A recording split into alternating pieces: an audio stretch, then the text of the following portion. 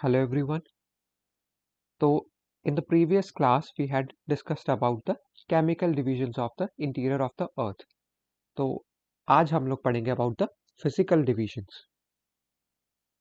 तो जो physical divisions हैं वो अर्थ की क्या है? चार हैं. सबसे ऊपर है लिथोस्फीयर जिसमें आता है क्रस्ट और मेंटल का थोड़ा सा अपर मेंटल का अपर पार्ट. सेकेंड लेयर है एस्थीनोस्फीयर जो लिथोस्फीयर के नीचे है, वो भी अपर मेंटल का अपर पार्ट है जो कि एक सेमी सॉलिड स्टेट में है. तो that is asthenosphere. Then is the mesosphere जो बाकी मेंटल बच गया वो सारा मीसोस्फीयर में आता है. और उसके बाद जो नीचे कोर है वो आता है बेरिस्फीयर में. तो ऐसी चार लेयर्स हैं. सबसे ऊपर है lithosphere, then asthenosphere, then mesosphere and then barysphere. तो इसमें भी हम लोग देख सकते हैं वही चीज. लिथोस्फीयर है जिसमें क्रस्ट आता है और अपर मेंटल का अपर पार्ट आता है. उसके बाद एस्थीनोस्फीयर है, इसमें भी अपर मेंटल का अपर पार्ट ही है, लिथोस्फीयर के ये नीचे है और ये सेमी सॉलिड या सेमी लिक्विड स्टेट में है.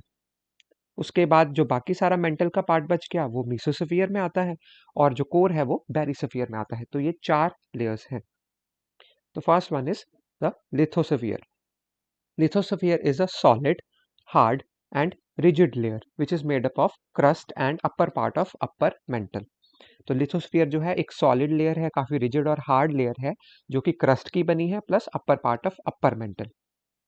Then it is divided into different plates जिनको टेक्टोनिक प्लेट्स बोलते हैं. तो अलग अलग प्लेट्स में लिथोस्फीयर को डिवाइड किया गया. These are also known as lithospheric plates और टेक्टोनिक प्लेट्स. इसकी जो थिकनेस है that is around 100 kilometres. Then second one is asthenosphere.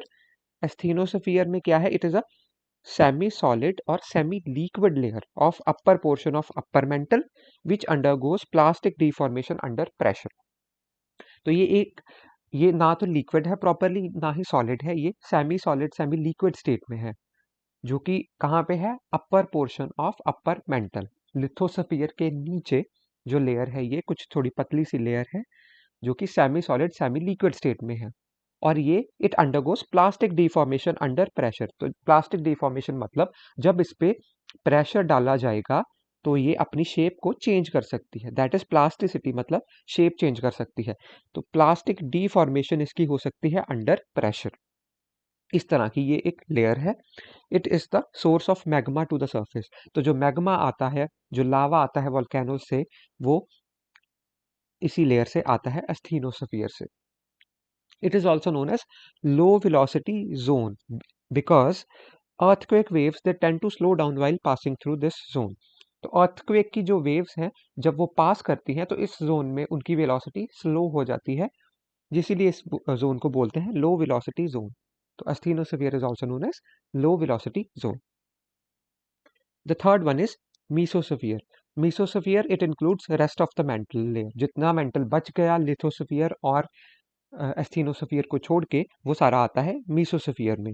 और फाइनली जितना भी कोर है वो सारा आता है बेरिस्फीयर में. आउटर और इनर कोर दोनों आते हैं बेरिस्फीयर में. तो these were the four layers. Now there are some discontinuities in the layers of earth. तो ये जो हमने लेयर्स पढ़ी हैं इनमें भी कुछ डिसकंटिन्यूटीज हैं. नाउ ये डिसकंटिन्यूटीज क्या है? These are the transition zones between different layers of the Earth's interior due to differing physical and chemical characteristics. तो ये डिसकॉन्टिन्यूटीज क्या हैं?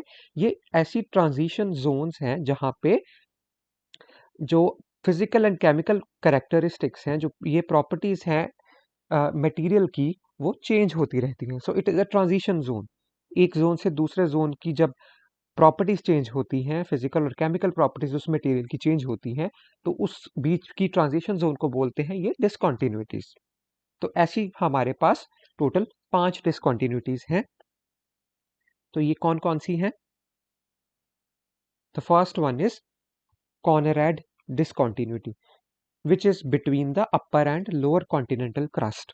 सबसे पहले वाली सी से शुरू हो रही है, दैट इज कॉनराड, और ये क्रस्ट में ही है.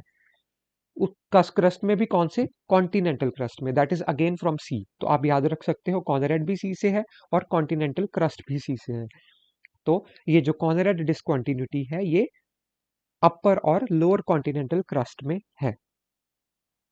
उसके बाद आती है Moho discontinuity, also known as Mohorovicic discontinuity.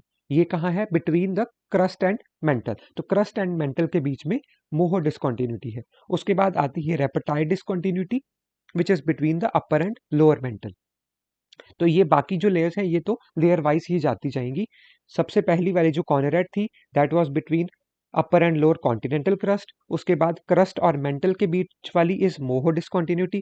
उसके बाद अपर एंड लोअर मेंटल के बीच वाली इज रेपेटाइड डिसकंटिन्यूटी। उसके बाद between lower mantle and outer core is the Gutenberg discontinuity, and finally between the inner and outer core there is Lehman discontinuity. तो जैसे जैसे नीचे जोन्स जाती जाएंगी वैसे वैसे ही ये डिसकॉन्टिन्यूटीज आती जाएंगी। सबसे पहले वाली कॉर्नरेट जो है वो बिटवीन द कॉन्टिनेंटल क्रस्ट है, कॉन्टिनेंटल क्रस्ट की लेयर्स के बीच में है। उसके बाद between this crust and mantle there is Moho discontinuity. Between the upper mantle and lower mantle, ये जो बीच वाली है दैट इज रेपेटाइड डिसकॉन्टिन्यूटी। उसके बाद between the lower mantle and outer core there is Gutenberg discontinuity, and between finally the outer core and inner core is the Lehman discontinuity. So these are the 5 discontinuities in the interior of the earth. Finally now we come on to the composition of earth.